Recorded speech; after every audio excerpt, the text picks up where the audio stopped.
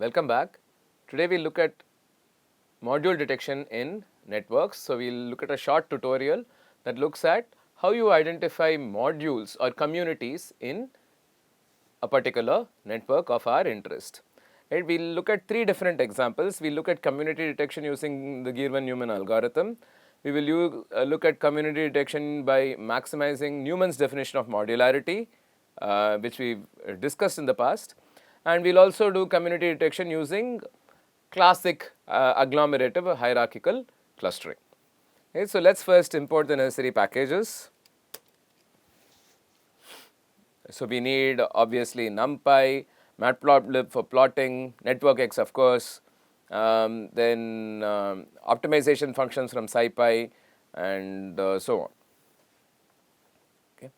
So let's just define the Girvan Newman function. How does this go? If you remember, it involves identifying, you take a graph, you identify the edges with the highest betweenness centrality and then discard those edges incrementally, right, and recompute the betweenness centrality again, right. So this is how you see it goes. So while there are still edges present in the graph, you compute the edge betweenness centrality and then take the edge with the highest betweenness centrality and you save it separately and then remove it from the graph, right, and ultimately look at, while adding edges in the reverse order, you can see what are the connected components, right, you can do it at each step.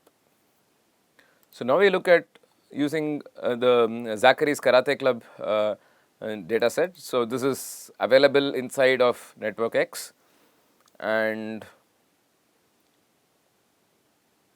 we look at the actual clusters here and then compare it with what is done using Girvan Newman.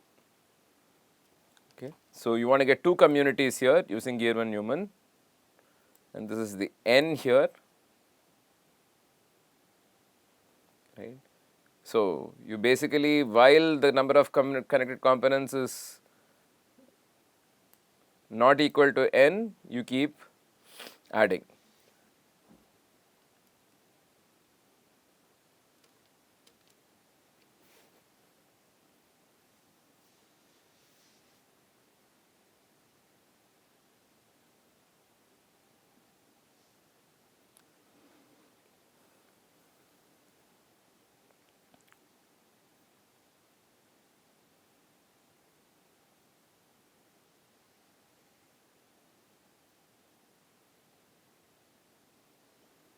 So you see that there is a very close alignment between the actual clusters and the predicted clusters. Right. So the next way we can detect communities is by maximizing Newman's definition of modularity. If you remember, this is Newman's definition of modularity. Okay. So first we define a Kronecker delta function, and then we define the modularity metric, right. So this looks at all possible combination of nodes and then sees, this captures the term that comes inside of the summation of the modularity function, and ultimately you do modularity is 1 by 2m times this sum, right. So this summation term is what's here, right. So this says, for adjacency matrix Aij minus Ki Kj by 2m into delta community I community j for all Ij in a given community node, so summing across all Ij. Right. So this is a very faithful translation of this formula, which is fairly clear, I'd imagine. Right. So then now let's take this simple graph and try to compute the modularity. So here's your edge list, and let's compute it and draw the graph. And so for figure 1, the communities are defined as follows. So the first 3 nodes are in one community, then the next 3 are in another, and then the rest are in another.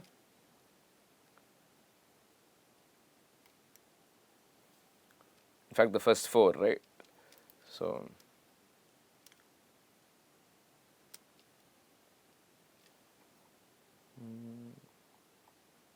I probably didn't run this. Okay. So you compute the modularity as 0.49. But then when you put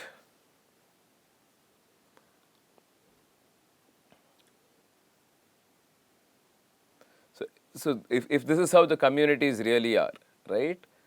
So this basically measures what is the probability of having edges that fall within the community versus outside the community, right? So within the module versus outside the module. That's what is captured by this fraction.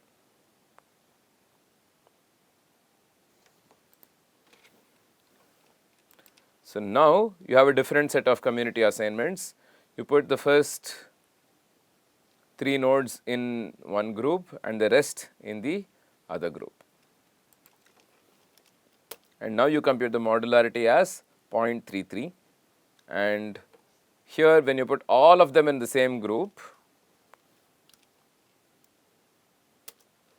the modularity is basically 0.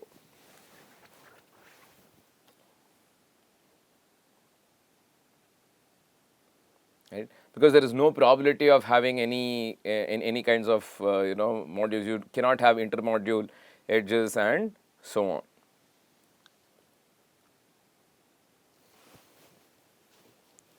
So let's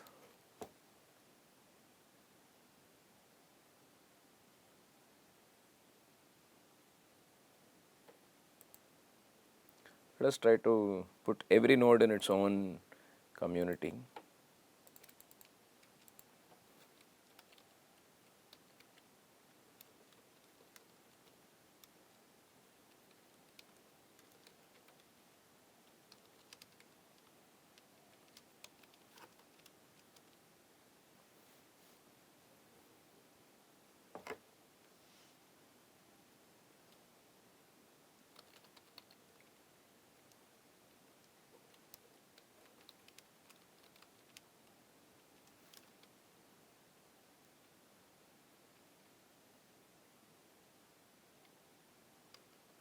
I don't know, this should work.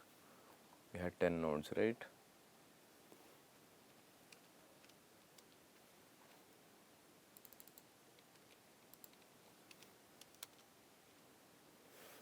Modularity is like negative here.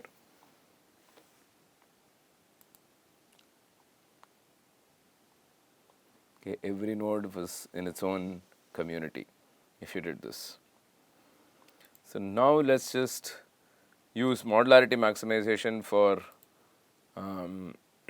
so you basically have this modularity computed using the above definition, this definition as captured in this function, and now you have this modularity calculated here, and then over 200 iterations you just try to optimize this, right? So are you getting better modularity after shifting a node between communities and so on, and can we maximize the modularity?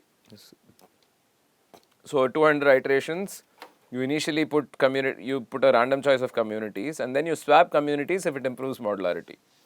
So it's like a strictly hill climbing kind of optimization approach, very simple, right? And now let's plot 2 communities.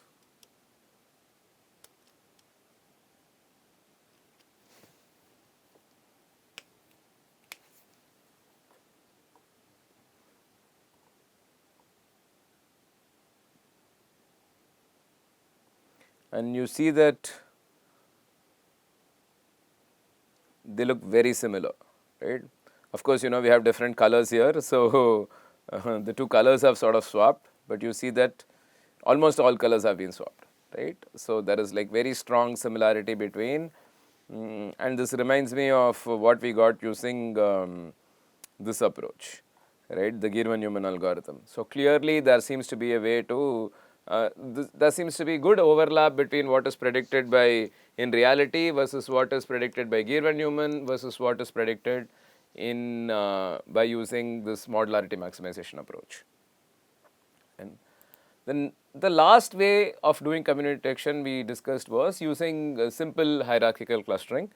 So again, let's just start with generating a distance matrix. So basically, this distance matrix captures some sort of similarity between the nodes in a graph, right? This could be based on paths, this could be based on distance, this could be based on various other properties and so on.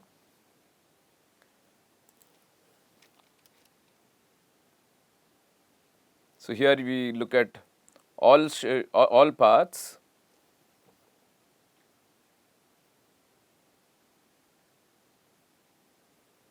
and basically use distance here for clustering, right? And then you do a simple hierarchical clustering here, and you can also tell how many clusters you want, right? So if you cut at this height at around 6, you will get 3 clusters. If you cut it around 7.5, you will get 2 clusters. If you cut at a distance of 1, every node will almost, right, will fall into its own cluster. Okay, and here let's go back to our favorite Karate Club and look at the predictions. It's quite reasonable. So this is a simple enough data set. There are obviously certain differences, but you see that at least this bunch of nodes is identical in these two. Although you at here you do see, in fact, these are in a different cluster in here than you actually see here. So it really depends, but here we were just using a simple notion of distance. We didn't have weights, we didn't have any other higher meaningful metrics. So this was a very, very naive way to do this, but you can look at the number of shared paths, number of nodes on these paths, number of node independent paths and so on. We did discuss a few of these during the lectures, and you can use a combination of these to basically get a strong similarity metric, like a useful similarity metric to see, to measure how similar two nodes are to each other. And once you have these similar nodes, you can start connecting them. So you put the most similar nodes together into a cluster, but you agglomerate them into clusters, right? So the most similar nodes, wherever they are, it could be here, here, here, and so on. You start clustering them, and slowly you start building larger clusters, and ultimately you have like one single graph. This is again very similar to what you get with Girvan Newman. Whereas although there you used betweenness centrality to break these graphs down, but here you basically start off with every node in its own cluster and slowly start building up, right? And you can choose where to cut based on any sound logic. Okay. So that brings us to the end of this quick tutorial on how do you identify modules or communities in networks using a combination of algorithms. I mean, using multiple algorithms that we discussed here. So we looked at the Girvan Newman algorithm. We looked at modularity definition and how modularity maximization can be used as an iterative process, as an optimization problem basically, and finally using agglomerative hierarchical clustering. Thank you.